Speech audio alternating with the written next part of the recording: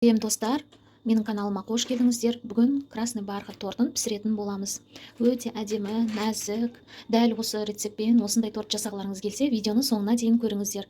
Лайк басып, комментарий жазып, каналға тіркелуді ұмытпаңыздар.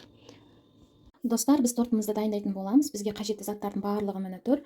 Құрғақ міне ингредиентіміз дайын. Un, разрыхлитель, какао и кішкене пищевая сода салып, бәрін араластырып дайындап қоямыз. Міне мынау бізде уже дайын. Енді жұмыртқамыздан бастаймыз.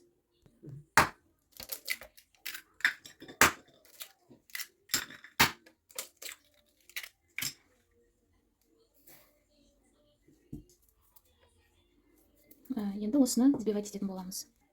Міне біз миксерлеп алдық, дәл осындай аппақ көбік болғанша миксерлеу керек. Енді ары қарай біз майларымызды салатын боламыз.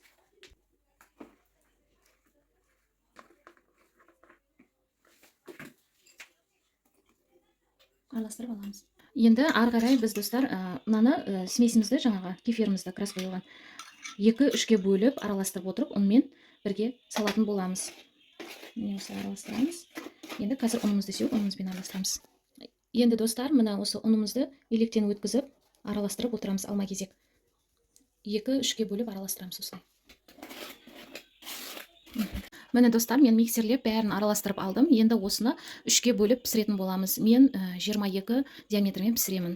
Және де бетінен кішкене алып, мен жан-жағына крошка болғанға соған алдымен пісіріп аламын. Қалғанын 3-ке бөліп, тең бөліп пісіретін боламыз. Достар, бізде міне тестамыздың бәрі пісіп, торттарымыз дайын тұр.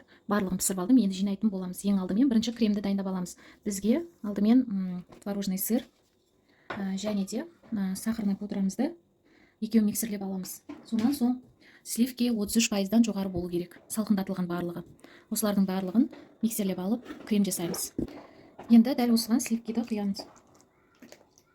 Сосын осыны миксерлеп, қоюлатып аламыз крем болып. Достар, міне менің кремім дайын болды. Қою осындай. Енді мынандай насадкамен менде қазір крем кішкене алып қалам, чтобы бетіне оформление жасағанға. Міне достар, мен осындай алып қалдым. Қалған тортқа қазір жинайтын боламыз. Енді мен дәл осындай кольцода жинайтын боламын. Жаңа осы кольцода пісірдім. Енді тортымызды кремін салып жинайтын боламыз. Міне достар, мен тортты жинап осындай қылып шығардым. Өте әдемі. Өздеріңіздің қалауларыңыз бойынша оформление жасасаңыздар болады. Енді мен қазір былай жасағым келіп тұр.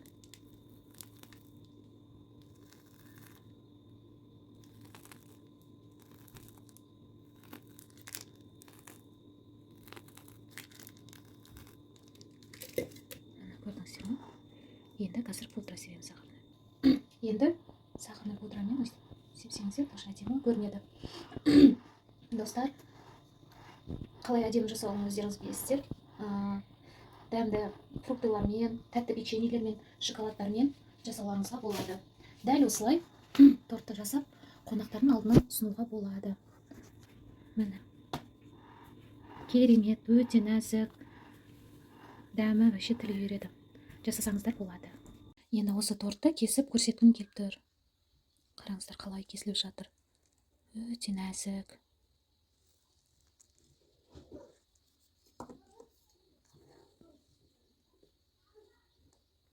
Қараңыздар достар.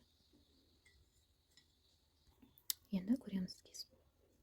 Қараңыздар, жұмсақ, өте нәзік. Осы рецептпен жасаңыздар.